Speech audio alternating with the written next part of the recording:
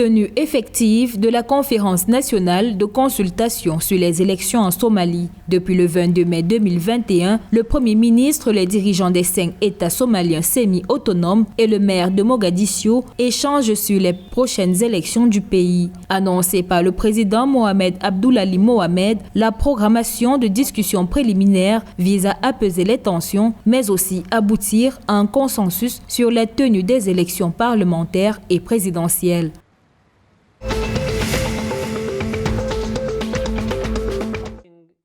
Le président rwandais Paul Kagame a plaidé en faveur de la production de vaccins dans la région, affirmant que l'Afrique a besoin de beaucoup plus d'intrants pour vaincre la pandémie de Covid-19. S'exprimant lors du sommet virtuel sur la santé mondiale, le président Kagame a déclaré que l'éradication de la Covid-19 nécessitera des voies élargies d'accès aux vaccins pour les populations du monde entier. Il a poursuivi en déclarant que dans le contexte du développement de centres de fabrication de vaccins sur notre continent, le Rwanda est en pourparlers avancé avec des entreprises privées et des agences multilatérales pour renforcer la capacité de fabrication des matières premières nécessaires à la production de vaccins à ARNM.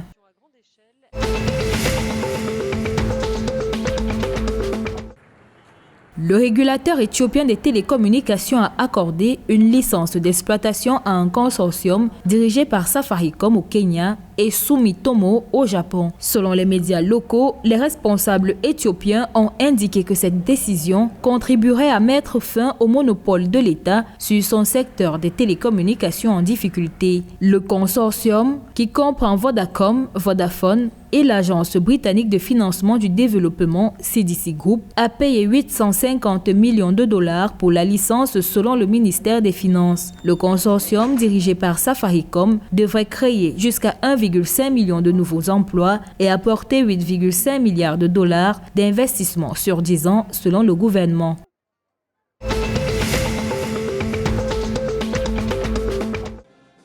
Le gouvernement tanzanien a annoncé la suppression des droits d'importation sur les machines de traitement du cuir afin d'attirer davantage d'investissements dans l'industrie du cuir. Le ministère de l'Industrie et du Commerce a déclaré au Parlement que le gouvernement avait également supprimé les droits d'importation sur les matériaux utilisés dans la transformation du cuir. Cette levée des droits d'importation fait partie des efforts du gouvernement visant à encourager la transformation locale des produits en cuir dans le pays.